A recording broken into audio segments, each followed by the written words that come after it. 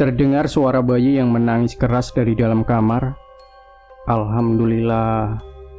Dirman bernafas lega sembari mengusap wajahnya dengan kedua telapak tangan. Ketegangannya menurun drastis, tapi dadanya masih berdebar-debar. Hampir 2 jam dia menunggu kelahiran anaknya, tapi dia terpaksa duduk di luar karena dia memang tak kuat bila melihat banyak darah. Berkali-kali lelaki itu melirik pintu kamar yang tertutup tirai, harap-harap cemas menantikan panggilan Mak Sari, si dukun beranak yang memintanya untuk masuk ke dalam. Setelah beberapa saat, mata Dirman berbinar saat mendengar suara Mak Sari yang berteriak memanggil, "Mas Dirman, sini masuk." Dirman setengah berlari masuk ke dalam kamar. Di situ, matanya disuguhi pemandangan yang begitu mengharukan. Istrinya terbaring kuyup bermandikan peluh sambil tersenyum memandang ke arahnya. Dirman pun balas tersenyum.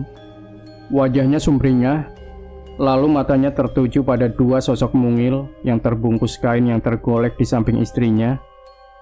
"Anak kita kembar, Mas, laki-laki semua," ucap istrinya pelan.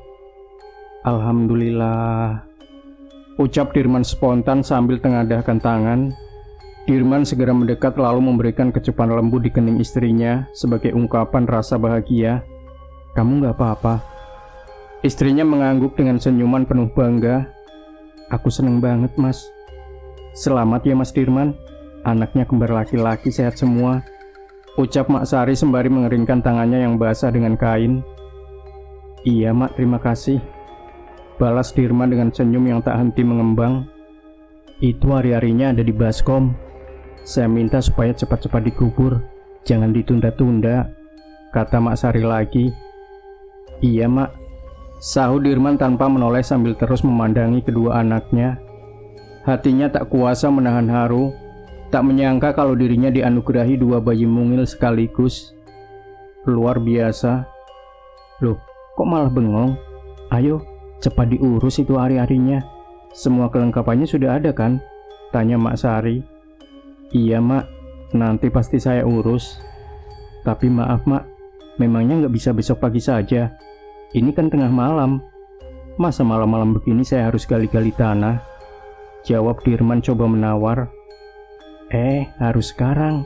Ini malam 1 suro. Anakmu itu anak kembar. Kamu harus cepat-cepat mengubur ari-arinya. Kalau enggak..." Mak Sari menghentikan ucapannya sembari melirik ke arah istri Dirman yang sedang terbaring layu. Wanita tua itu seperti sadar akan situasi, hingga dia sengaja tak melanjutkan kalimatnya. "Kalau enggak, memangnya kenapa, Mak?" tanya Dirman yang menunggu Mak Sari tuntaskan ucapannya. Enggak apa-apa. Sudah, jangan banyak tanya. Lebih baik kamu nurut apa kata Mak," jawab Mak Sari yang membuat Dirman jadi mengernyitkan dahi. Tapi Dirman tak berani bertanya lagi. Dia tak ingin memancing perdebatan. Dia merasa berutang budi pada Mak Sari yang sudah mau bersusah payah membantu kelahiran anaknya. Meski katanya wanita tua itu sedang tak enak badan. Dirman pun segera membawa baskom berisi ari-ari itu ke belakang rumah. Dia sudah berencana untuk menguburkannya di sana. Namun terdengar suara Mak Sari yang kembali memanggilnya. Dia pun meletakkan baskom itu di meja dapur, lalu bergegas kembali ke kamar memenuhi panggilan Mak Sari. "Kenapa, Mak?" "Aku mau pamit dulu. Barusan ada panggilan mendadak. Besok pagi-pagi aku kesini lagi. Apa perlu saya antar, Mak?" "Nggak usah. Kamu jaga saja istrimu dan anakmu baik-baik. Jangan lupa ari-arinya." "Iya, Mak, terima kasih." Mak Sari pun akhirnya pergi. Dirman pun ingin melanjutkan niatnya mengurus ari-ari. Namun mendadak ponselnya berbunyi. Ada nama ibu yang muncul pada layarnya. "Halo, Man, gimana? Sudah lahir anaknya?" tanya sang ibu di seberang sana. "Sudah, Bu, alhamdulillah. Anaknya kembar, laki-laki semua," jawab Dirman dengan bangganya. "Alhamdulillah. Maaf, ibu belum bisa ke sana. Mungkin besok. Soalnya malam ini bapakmu belum bisa ditinggal. Masih sakit. Ini ibu baru selesai ngerokin bapakmu. Terus dia muntah-muntah. Kayaknya bapak masuk angin." "Iya, Bu, nggak apa-apa," balas Dirman lalu mengakhiri pembicaraan teleponnya. "Mas, Aku haus, Mas. Tolong ambilkan air minum, pinta istrinya. Dirman pun segera mengambilkan apa yang istrinya minta. Dirman lalu duduk di samping sang istri sambil terus memandangi kedua anaknya. Sebentar kemudian, istrinya yang kelelahan nampak mengantuk. Dirman pun membiarkannya tidur. Tapi Dirman yang juga merasa lelah, akhirnya malah ikut tertidur. Entah berapa lama keduanya terlelap, hingga tiba-tiba terdengar suara pintu yang terbanting dengan keras. Buah! Dirman dan istrinya seketika kaget hingga terbangun. Tapi belum sempat apa-apa, kembali terdengar suara baskom yang terbanting dari dalam dapur. Grumpiang! Apa itu, Mas? Tanya sang istri kebingungan, sembari berusaha tenangkan kedua anaknya yang menangis. Gak tahu, jawab Dirman sambil menggeleng. Namun keduanya kembali heran, begitu mendengar derai tawa dari arah sana. Dari suaranya sepertinya lebih dari satu orang. Dengan hati penuh tanya, Dirman pun segera bangkit, lalu melangkah cepat menuju dapur. Masa iya maling? Tapi sepertinya itu suara perempuan. Batin Dirman menduga-duga. Namun, ketika dia sampai di situ, betapa dia terperangah hingga membelalakan mata. Allahu Akbar. Di dapur ada 3 perempuan menyeramkan berbaju lusuh berambut panjang yang sedang berebut memakan ari-ari anaknya. Mulut ketiganya nampak berlumuran darah bercampur lendir, lalu menyeringai ke arah Dirman. Seketika Dirman tersurut mundur hingga merapat ke dinding, namun matanya tak kuasa berpaling untuk terus melihat ketiga sosok perempuan menakutkan itu. Lalu, tiba-tiba ketiga perempuan itu melesat melayang keluar melalui pintu belakang yang terbuka, diiringi derai tawa yang melengking. Salah satunya nampak menggondol ari-ari dengan mulutnya, meninggalkan sisa-sisa yang berceceran kemana-mana.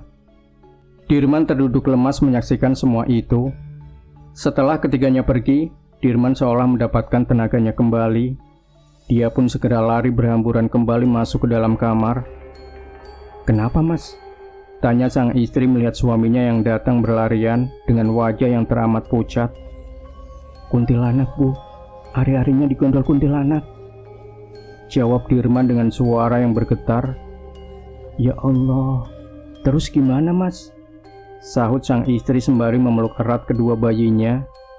Dirman pun segera menghubungi Mak Sari yang ternyata baru saja sampai di rumahnya. Ada apa, Mas Dirman? Tanya Mak Sari di seberang sana. Kuntilanak, Mak. Ari-arinya digondol kuntilanak. Innalillahi. Kok bisa? Memangnya belum kamu kubur? Belum, Mak. Tadi saya ketiduran. Astaga, kan tadi aku bilang apa? Cepat urus ari-arinya. Ya sudah, sekarang kamu tenang dulu. Apa kuntilanaknya sudah pergi? Tanya Mak Sari. Iya, Mak, mereka sudah pergi. Syukurlah. Sekarang cepat kamu bersihkan semuanya. Jangan sampai ada yang tertinggal. Sisa-sisanya cepat kamu kubur. Kalau enggak, kuntilanak itu bakal datang lagi. Astaga, masa iya, Mak? Ya, asal kamu tahu, ari-ari anak kembar itu aromanya lain. Baunya bisa mengundang para kuntilanak untuk datang. Apalagi ini malam 1 Suro. Bagi mereka, aroma benda itu seperti bau makanan yang lezat. Mereka akan kembali kalau sampai baunya masih tercium. Ya Allah, iya, Mak, nanti saya bersihkan. Jawab Dirman terdengar gugup, lalu menutup pembicaraan teleponnya. Dirman pun segera kembali ke dapur demi melakukan perintah Mak Sari. Dengan terburu-buru, dia kumpulkan sisa ari-arinya, lalu segera dikuburkan. Sepanjang malam Dirman dan istrinya tetap terjaga. Mereka begitu ketakutan dan khawatir kalau para kuntilanak itu benar-benar datang lagi. Hingga akhirnya terdengar suara azan subuh yang membuat pasangan suami istri itu bisa bernafas lega. Dirman pun segera pergi ke dapur untuk memastikan kalau semuanya baik-baik saja. Sejenak dia termenung di situ, masih tak percaya dengan apa yang telah dia alami. Dia jadi sedikit menyesal karena telah lalai hingga mengakibatkan semua ini terjadi. Suatu peristiwa yang seumur hidup takkan bisa dilupakannya.